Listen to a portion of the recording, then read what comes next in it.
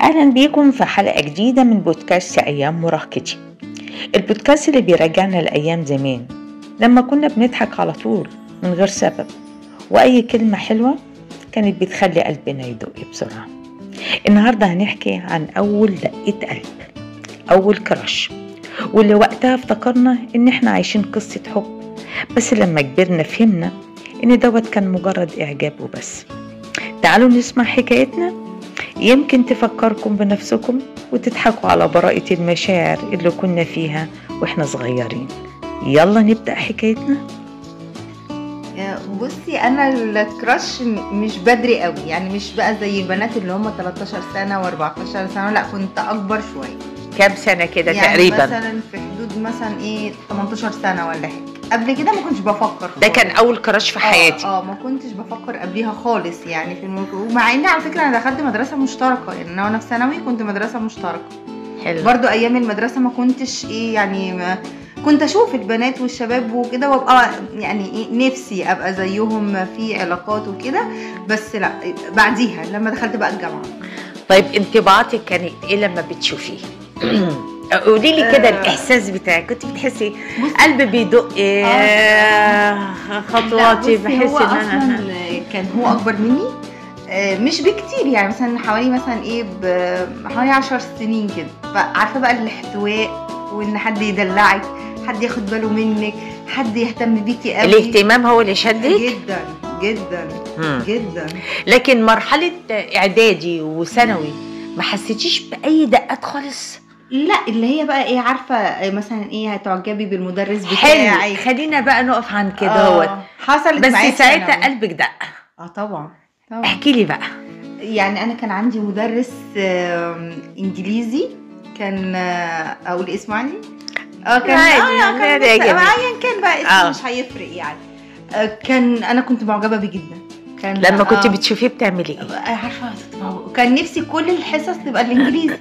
بتتنحي جدا جدا؟ بتسرحي؟ ساعات كنت بسرح معاه، اصلا مش بركز في الحصه قد ما بركز معاه، يعني لان كان وسيم وكان عسوله وكان ليه اسلوب كده جميل وكان ليه كاريزما وسط يعني المدرسين وقتها. واحنا بقى الفتره دي، وكان كل البنات تحس ان هم معجبين بيه. هو طبعا هو كان جان وحلو، وكان معانا كلنا لطيف يعني.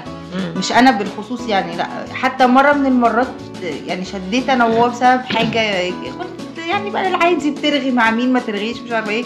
زعلت جدا وروحت كنت منهاره من العياط، كما لو انه كان مثلا بيبادلني الحب ده وزعلني يعني. قلت لحد من اصحابك ولا كتمت المشاعر دي جواكي؟ لا ما قلتش خالص. لا. انا بطبعي حد كتوم، مش من السهل ان انا اروح واتكلم. وطب واصحابك ما كانوش ملاحظين ده؟ احنا كلنا كنا معجبين بيه وانا لوحدي.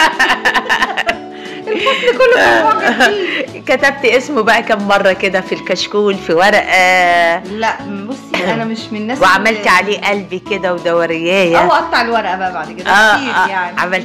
عملتيها كتير. حد عرف وفضحك ولا؟ لا ما حصلتش. ولا حد كان بيتريق عليكي مشاعر وخبي نفسك خبي مش عارف؟ لا، ما احيانا تبقى دي بتبان علينا واحنا ما بناخدش بالنا في النظرات ممكن طبعا يعني، لكن ما حدش لمح كده ترفرفي كده. لا لكن حد قالها صريحه، بقول لك بقى الفصل كله كان معجب بيه. لانه فعلا كان لطيف جدا وكان وسيم. تخيلتي كده ان انت هتتجوزيه؟ كتير اياميها طبعا. كتير. قعدتي في الحاله دي بقى قد ايه؟ فتره قد ايه؟ السنه يعني اللي هي السنه الدراسيه بتاعتها دي يعني. كنت في اعدادي انت قلتي؟ لا كنت ثانوي.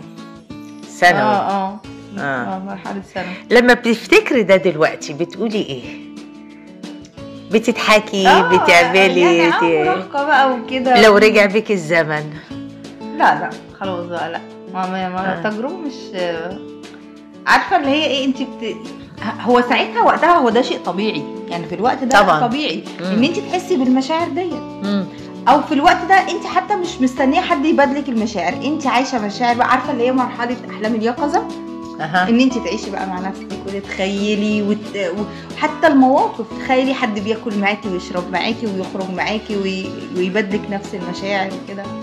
كتير تخيلت دوت معايا مع الشخص ده يعني وقتها. ده حالنا كلنا اكيد.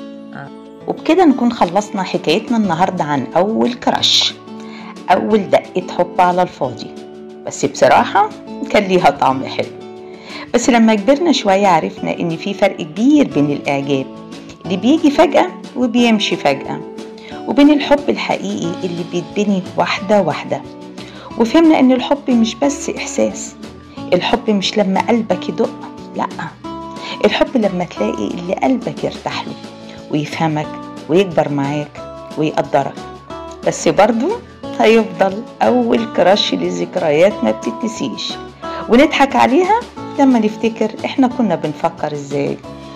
أسيبكم على خير في حلقة جديدة من أيام مراهقتي، واحكوا معايا اللي عمركم ما حكيتوه، حكايات بنضحك عليها دلوقتي بس وقتها كانت هي كل الحياة.